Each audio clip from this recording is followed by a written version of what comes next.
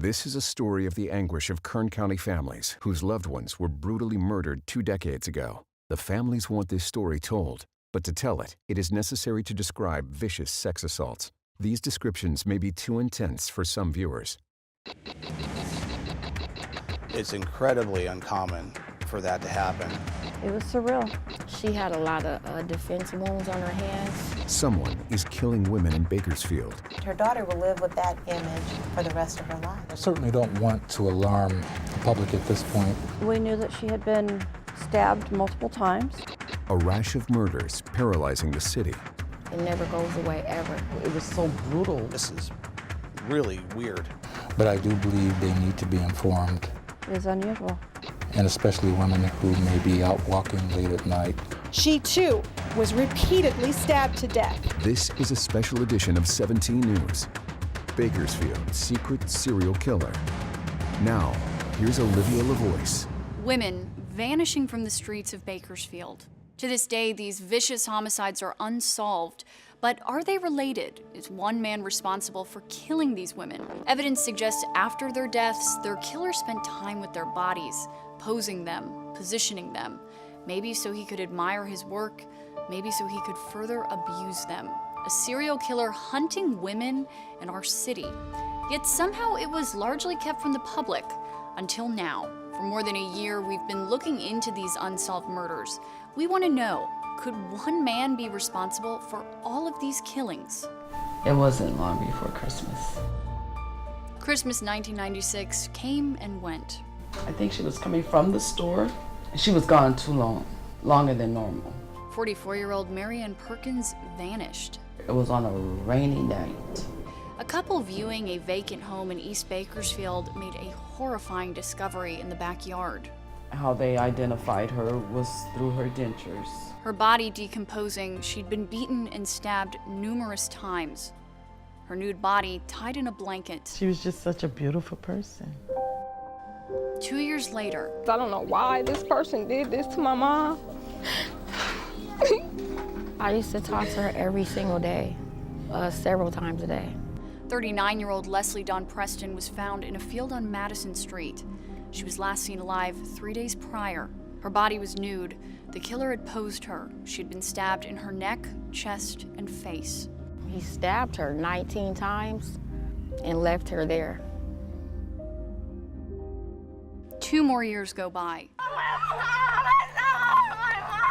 Yes, Mahalia Jackson walked in the next morning and found her mother dead on her bed. Ruby Lee Merriweather, a single mother of 4, was nude, stabbed 18 times. And sexually assaulted. There was no forced entry to her home. And it was clear that Ruby had tried to escape her attacker by crawling under the bed. The detectives are out right now going door to door trying to locate any witnesses that might have seen her in the last couple days. We had to take care of each other. From wherever she left off, we had to pick it up, and that's harsh. 6 months later, 11 days before Christmas. On the morning of December 14th, they say a tractor repairman finds the body of 27-year-old Katrina Antoinette Pink near Ridgeview High School. The 27-year-old's t-shirt was pulled up, her pants pulled down, with long, deep gashes across her neck. She was last seen 2 days before at the Tropicana Motel on Union Avenue. 1 month later, Billie Jean Bear was from a small town in Alaska. She'd had a tough life. She'd came to Bakersfield on a bus with $10 in her pocket just a few months before she was murdered. The 42-year-old was riddled with stab wounds to her neck. She is left with her pants and underwear pulled down. The murders of Katrina Pink and Billie Bear were clearly similar to investigators and 17 News reporters. Both had previously been arrested for prostitution and were known to work the Baker Street and Union Avenue areas. And the most obvious similarity, the murderer used a knife. For now, police are not calling these murders the work of a serial killer. But until they're certain, they are asking you, especially if you're a woman, to use extra caution when going out at night. But that was 2001, and despite that warning, 3 months later, another woman was murdered. They found her laying on the sidewalk. Blood soaked the concrete near the train tracks in East Bakersfield. How long did she lay there and suffer? 29-year-old Patricia Bessie Martin was stabbed to death. Her shirt pulled up, her bra pulled down. To somebody, she was insignificant. But I think to everyone here, she was extremely significant. Patricia Martin. Former Bakersfield Police Sergeant Bill Darby was a new patrol officer in the spring of 2001. It would have been the first murder I'd seen to that extent, and the viciousness. The gruesome murder scene stuck with him. 4 years later, Darby's mentor impaired the wisdom of a veteran cop. He told me to keep an eye out for a series of murders that happened in the late 90s, early 2000s. He believed they were all connected based on their lifestyles and definitely the types of murders, the weaponology. 6 in all. Were they linked? Whether it's told to the press or not, this would have been obvious that there was a serial killer. Most murders are a result of sex, drugs, or money. Now retired, Greg Laskowski analyzed thousands of Kern County crimes during his 30-year career. It's just a vicious killing of a prostitute, this ritualistic murder, then you may look at it, this person has an issue and may be doing this again and again, be a repeat offender. A killer on the streets of Bakersfield. It was very brutal. The victim was stabbed multiple times and sexually assaulted. And it was very obvious that she had been sexually assaulted. Bakersfield secret serial killer. Bakersfield secret serial killer. Here's Olivia LaVoice. Marianne Perkins, Leslie Dawn Preston, Ruby Lee Merriweather, Katrina Pink, Billy Bear, and Patricia Martin. We have someone out there that is harming women in an extremely unordinary way. Police quietly pieced together a theory that a serial killer had killed 6 women. But time moved on. The cases of all the victims grew cold until... My street name was Gypsy Rose. It was a few days after Thanksgiving 2007. Gypsy Rose was working Union Avenue. He had paid me, and it was like Jekyll and Hyde. He became real aggressive, real rough. He pulled out a knife. She'd been raped before, but she'd never experienced anything like this. It was humiliating, it was dirty. If I had gotten any kind of feces on the seats of the car, he made me lick that up. Even more horrifying than the violent sexual assault. He had told me that there were women that he had killed behind dumpsters, in his basement, in his car. He told me that if I didn't be quiet, that I was going to end up like some of the other girls. She says he held her for 6 hours. What really honestly saved my life was that street cleaner that came around the corner. Badly beaten and naked, she took the one chance to survive. A month later, Christmas Eve 2007, another prostitute got into a man's car. Suddenly he became violent. She begged to be let go, and after hours of assaulting her, he told her to get out of his car. On March 19, 2008, a car pulled up to a woman working as a prostitute on Union Avenue. Once she was in the car, the man locked the doors and said, "You're mine now." Hours of brutal beatings and savage rape followed. The victim was sodomized and forced to eat her own feces. When she jumped from the vehicle and tried to run, the rapist hit her with his car. He drove 5 blocks, swerving to shake her loose, and slammed on the brakes, causing her to fly into this ditch behind a clinic in downtown Bakersfield. The woman woke up naked and battered, but thanking God she was alive. 3 days later, yet another woman working as a prostitute got into a man's car off of Union Avenue, and as they began to engage in sexual activity, he stopped, looked at her, and said, "You know what I really want? I want to keep you." He choked her until she passed out. When she came to, the man shoved her out of the car, nude from the waist down. 4 prostitutes attacked while working Union Avenue between 2007 and 2008. They shared the same suspect description, a man who was brutal, vile, talked of killing other women in the past. They described his car and a tattoo of a tiger on his arm. I didn't go in right away because I was so embarrassed. 2 days later, she summoned the courage to tell police about the rape and what her attacker said about keeping women in his cellar and killing them. We didn't have very many of those women that would come forward to say that they were assaulted. Crime scene technician Sherry Hill worked with one victim to create a composite sketch. The rapist, eluding capture, is now on detectives' radar.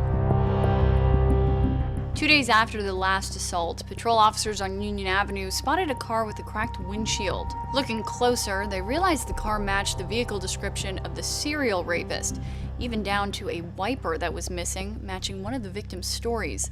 They pulled over the Gold Mercury and found the man driving the car matched the suspect description from his physical features to tattoos and gold necklace. His name, Michael Charles Brown. Officers brought Brown in on a traffic violation, ready to question him about the 4 assaults. He seemed intelligent, he seemed calm.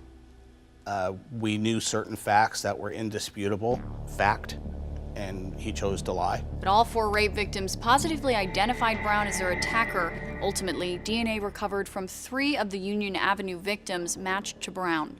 As prosecutors were building their case against the suspected rapist, the 33-year-old's DNA was entered into the nationwide DNA database, CODIS, another match.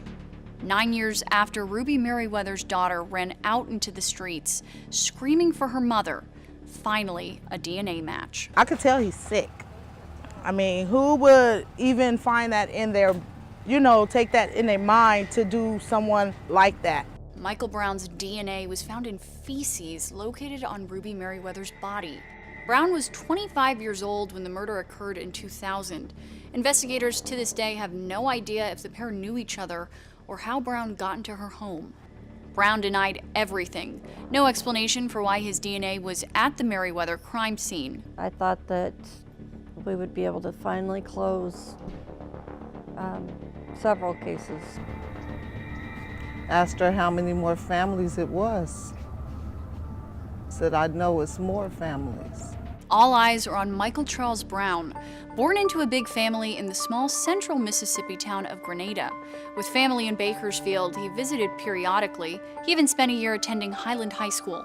In the summer of 1996, Brown made the permanent move from Mississippi to Bakersfield after being discharged from the Army. None of Brown's friends or family wanted to talk to me about how Brown spent his time in Bakersfield. My name's Olivia LaVoice. I'm a reporter from 17 News. I called you before. I'm doing a story on your son Michael, and I just want to... I don't even want to talk to you. And I'm through. Okay, can I give you a letter? At this point in the investigation, detectives have very little to go on. 2 things have been determined. There was no sign of forced entry, and the victim was last seen about 10 o'clock. Homicide detective Bill Darby was reviewing the Ruby Merriweather case in his office. Looking into that case, and I was looking at crime scene photos, a police service technician had walked in and just to shoot the breeze, and she says, "Oh, I took those pictures." Said, "We just came back, a DNA hit." And she said, "Kathleen's case, there's a DNA?" And I said, "No, this is Ruby Merriweather." It was almost like you could see it in her saying, "This is really weird. This looks just like the pictures I took of Kathleen Heisey's." Puzzled over 2 different crime scenes, the technician confused the July 1998 bloody murder of beloved elementary school principal Kathleen Heisey with the pictures taken at the Ruby Merriweather homicide from 2 years later. The similarities, I'll just say, were obvious. The similarities are incredibly obvious. But Darby wasn't the first person to notice. I had seen very many homicides at that point, but this was unique. Single mother, 50-year-old Kathleen Heisey was, by all accounts, a very unlikely target for murder. Hey, sweetheart. I talked to Lonnie just a few minutes ago. June 30th, 1998. And today is Monday, and it's almost 7:30. The voicemail to her daughter is the family's last contact with Kathleen. Anyway, there you have it. Love you. Bye. She was most likely dead within hours of making that call. Her case almost never left my desk in my entire career. Between Ruby Merriweather and Kathleen Heisey, both of the victims were stabbed multiple times.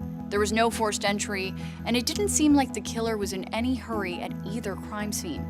There were similarities in what was actually done to each victim. The Merriweather murder, the Heisey murder. They weren't identical, but they were similar. Kathleen Heisey had no criminal history. She had come from a well-known Kern County family, and her case, unlike the others, received massive media attention. For the first time in years, the unsolved murders were linked and pushed to the forefront. The theory started to arise that they were possibly related to Kathleen Heisey. The victimology, for lack of a better term, is just so far off that no, you wouldn't put those together.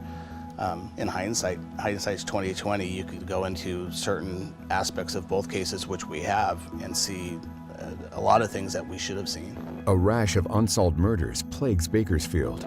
Have investigators caught their man, Bakersfield's secret serial killer? Bakersfield's secret serial killer. Here's Olivia LaVoice.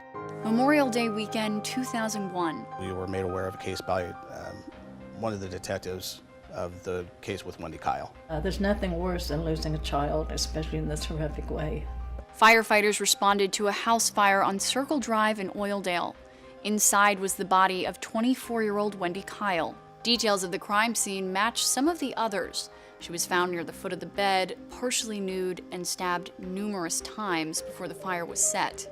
And I feel like I've lost a part of me. Happy birthday, dear Wendy. She was born on my birthday. We celebrated our birthdays together. Now, the man that murdered your sister. This is Wendy's sister reaching out to a psychic on the Montel Williams talk show. The place was on fire, and she lived in a small guest house. Will they find this person? Yes, they will. Absolutely, they will. Tragically, Wendy died on her sister's birthday. There were several persons of interest in Wendy's murder. A man she had dated who'd made incriminating statements, and this man, sitting next to Wendy. He has never been identified. Despite several leads, the Wendy Kyle murder case went cold for years. She wasn't what they made her out to be at all. Witnesses contacted law enforcement and 17 News providing information, placing Michael Charles Brown and Wendy Kyle together at the downtown Bakersfield Mint Bar the night she was murdered. A friend of Wendy's, who we'll call Jane, has tried to help investigators from the start, providing key information about the case through the Secret Witness Program. Now, to protect the integrity of the Secret Witness Program, we've agreed to conceal her identity. She knew Wendy, and as it turns out, she also knew Michael Charles Brown. Very nice, friendly, personable, well-spoken.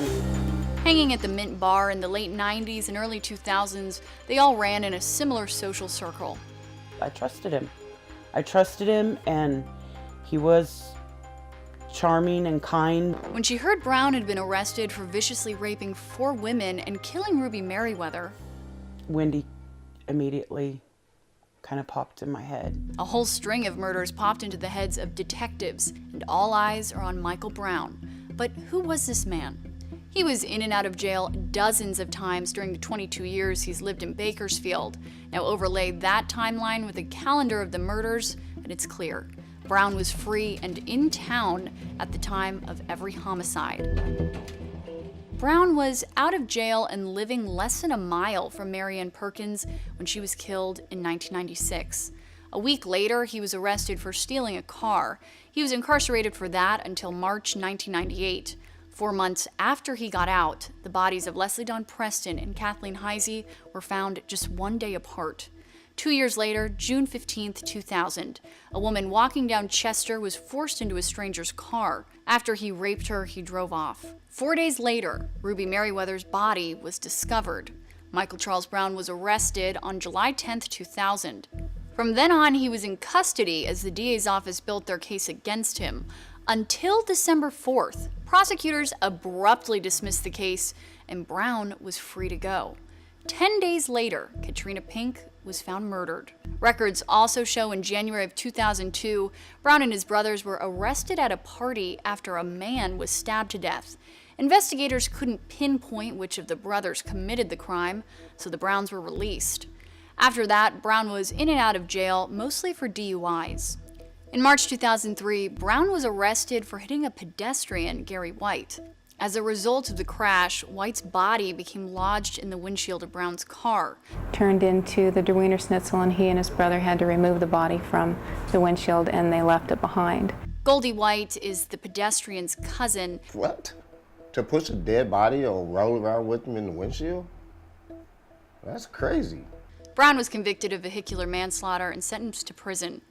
4 years later, he was released. His last 2007 term ended in October. A month later, the prostitute rapes began.